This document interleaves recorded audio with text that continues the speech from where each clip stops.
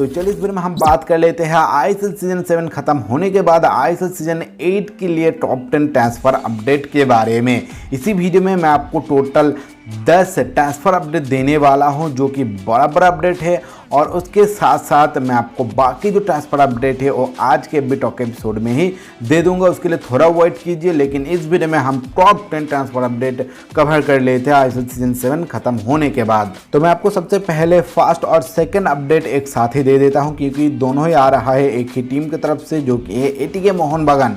भाई एटीके मोहन बागान ने अप्रोच किया है champion team Mumbai city FC के दो बड़ा खिलाड़ी, एक है ओग्बेचे और दूसरा है हुगो बोमो। इन दोनों के ऊपर इंटरेस्ट दिखाया है एटीके मोहन बागान और दोनों को ही अप्रोच किया है, इस तरह का ही अपडेट है। एटीके मोहन बागान ओग्बेचे को ले सकता है समर ट्रांसफर विंडो में, लेकिन हुगो के साथ कुछ अलग सा मामला है, तो यहाँ पर एक अलग सा बातचीत करना पड़ेगा एटीके मोहन बागान को मुंबई सिटी एफसी के साथ। लेकिन भाई एटीके मोहन बागान एफसी कब के लिए इन दोनों का अप्रोच नहीं कर रहा है, नेक्स्ट सीजन के लिए अप्रोच कर रहा है। ओग्बेचे शायद 1 साल का ही डील साइन किया था मुंबई सिटी एफसी के साथ, तो वो फ्री एजेंट हो जाएगा इस अप्रैल में, और उसके बाद अगर हुगो को लेना चाहता है तो एटीके मोहन बागान को ट्रांसफर फी देना पड़ेगा मुंबई सिटी एफसी को। तो यहाँ पर एक अलग सा बातचीत हो सकता है एटीके मोहन बागान और मुंबई सिटी एफसी के बीच हुगो को लेकर, लेकिन हुगो का ट्रांसफ़र मुझे थोड़ा बहुत कठिन लग रहा है। यहाँ पर इजी ट्रांसफ़र नहीं होगा हुगो का। एटीके मोहन बागान अगर उनको लेना चाहता है तो एक बहुत ही बड़ा रकम देना पड़ेगा एज ए ट्रांसफ़र फी। तो चलिए देखते हैं आगे चलकर क्या अपडेट आता है इस चीज़ को लेकर। अगर कुछ भी निकल कर आता है तो मैं आपको ज़रूर इन्फॉर्म करूँगा। इसके बाद थर्ड अपडेट आ रहा है एफसी गोवा की तरफ से। तो भाई एफसी गोवा ने अप्रोच किया है एटीके मोहन बागान के डिफेंडर सुमित राठी को। हाँ भाई, सुमित राठी एक बहुत ही तगड़ा खिलाड़ी है, एटीके मोहन बागान के साथ खेलते हुए इससे पहले का जो सीजन था सीजन 6 वहाँ पर अच्छा खासा परफॉर्मेंस दिया था, लेकिन 7 में उतना ज़्यादा उनको मौका नहीं मिला है, जिसके चलते सुमित राठी कहीं ना कहीं सोच रहा था कि मैं यहाँ से निकल जाऊँ, और इस तरह का ही अपडेट है। अभी एफसी गोवा उनको अप्रोच किया है, लेकिन अभी तक कुछ कंफर्म नहीं है। रिमर्स की तरह ही आया है कि सुमित राठी एटीके मोहन बागान से शिफ्ट हो सकता है एफसी गोवा में। और इसके बाद हमारा चौथा ट्रांसफर अपडेट निकल के आ रहा है फिर से एटीके मोहन बागान की तरफ से। भाई एटीके मोहन बागान ने अप्रोच किया है हैदराबाद एफसी के मिडफील्डर लिस्टन कोलासो को। लिस्टन कोलासो अभी इंडियन नेशनल टीम को भी भाई रिप्रेजेंट कर रहा है, आपको ऑलरेडी पता है, और लास्ट सीजन हैदराबाद एफसी की तरफ से बहुत ही धक्कर परफॉर्मेंस किया था, और उसके चलते एटीके मोहन बागान के मैनेजमेंट उनको अप्रोच किया है। चलिए देखिए आगे चलकर क्या अपडेट निकल के आता है, लेकिन अभी फिलहाल तो भाई रूमर्स की तरह ही दिख रहा है। इसके बाद हमारा 5वां अपडेट आ रहा है इगोर अंगुलो और एससी ईस्ट बंगाल को लेकर। एससी ईस्ट बंगाल ने एफसी गोवा के टॉप स्कोरर इगोर अंगुलो को अप्रोच किया है, इस तरह का ही र्यूमर्स निकल के आया है।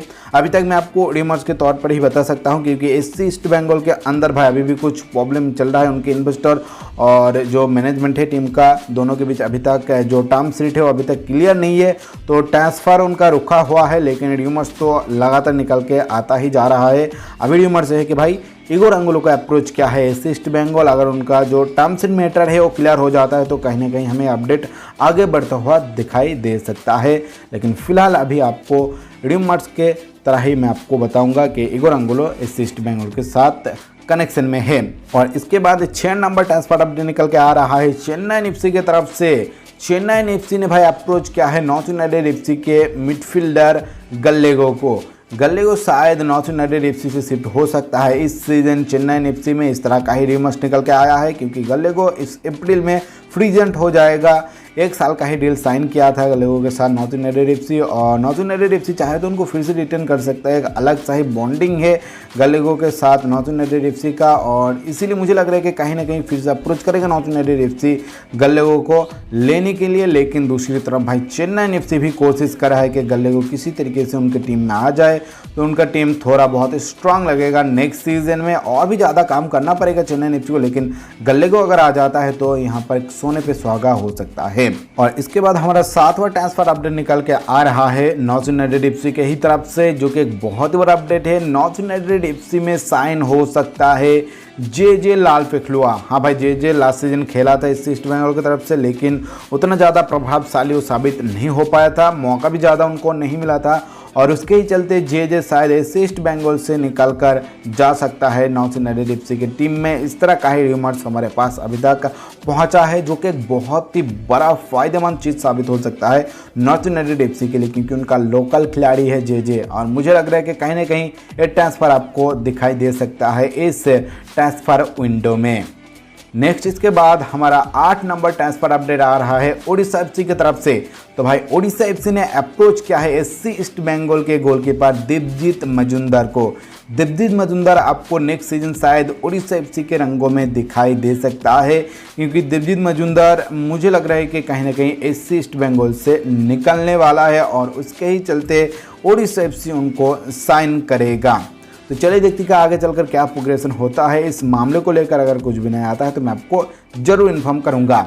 नेक्स्ट इसके बाद अपडेट आ रहा है और हमारा 9वां ट्रांसफ़र अपडेट है एटीके मोहन बागान की खिलाड़ी कोमल थेराट को लेकर। आपको ऑलरेडी पता है कि अंडर 17 जो वर्ल्ड कप हुआ था भाई, वहाँ पर कोमल थेराट अपने आप को प्रूव किया था। उसके चलते एटीके मोहन बागान ने उनको साइन किया था और मौका अभी तक उनको उतना खास नहीं मिला है एटीके मोहन बागान की टीम में, और उसके ही चलते 2 टीम ने उनको ऑफर भेजा है। एक है भाई नॉर्थ यूनाइटेड एफसी, दूसरा है जमशेदपुर एफसी।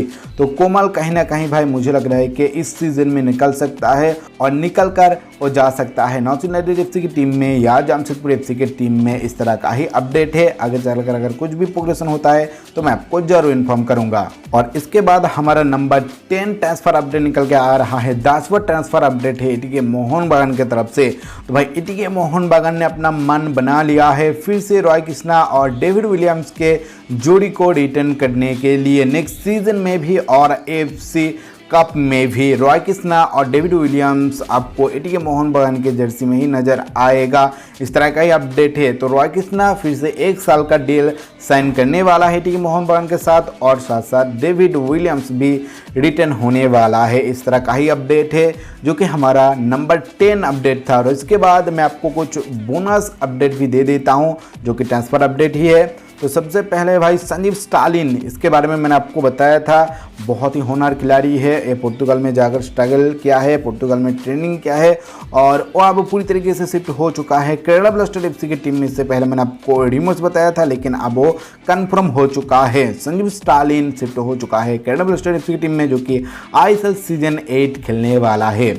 इसके बाद नेक्स्ट अपडेट है भाई एटीके मोहन बागान की तरफ से कन्फर्म अपडेट है दीपक तंगड़ी, जो कि चेन्नई एफसी के साथ इस सीजन में जुड़ा हुआ था और उनका परफॉर्मेंस बहुत ही खास था। तो उसके ही चलते एटीके मोहन बागान ने उनको साइन कर लिया है अपने टीम में। दीपक तंगड़ी शिफ्ट हो चुका है एटीके मोहन बागान के टीम में और नेक्स्ट सीजन आपको नजर आएगा एटीके मोहन बागान के कलर्स में।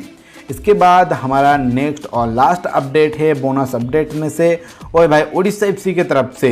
ओडिशा एफसी ने साइन कर लिया है गोकुलम केरला एफसी के राइट बैक सेबास्टियन को। इस तरह का ही अपडेट है ट्रांसफर मार्केट से, जो कि अभी फुल्ली कंफर्म हो चुका है। सेबास्टियन आ चुका है ओडिशा एफसी में गोकुलम केरला एफसी से, जो कि राइट बैक पोजीशन पर खेलता है। उम्र है उनका 22 ईयर्स।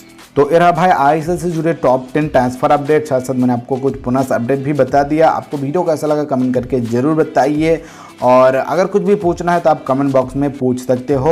मैं आपको नेक्स्ट एबी टॉक एपिसोड में और भी कुछ नया अपडेट देने वाला हूं। फिलहाल के लिए इस वीडियो में इतना ही। आपको बहुत बहुत शुक्रिया टाइम निकाल के इस वीडियो को देखने के लिए। अगर आपको वीडियो अच्छा लगे तो लाइक जरूर कर दीजिए, अपने दोस्तों से इस वीडियो को ज़्यादा से ज़्यादा शेयर कर दीजिए, ताकि उनको भी इस तरह की इंपॉर्टेंट चीज़ों के बारे में पता चले।